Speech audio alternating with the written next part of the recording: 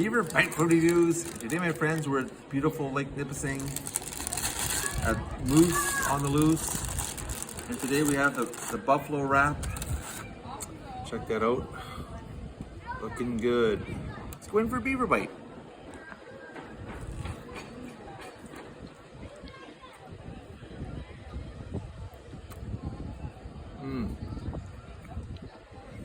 Now we're talking.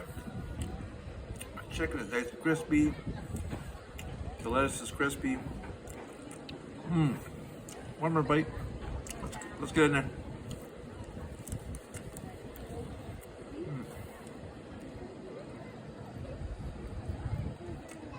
9.4 out of 10.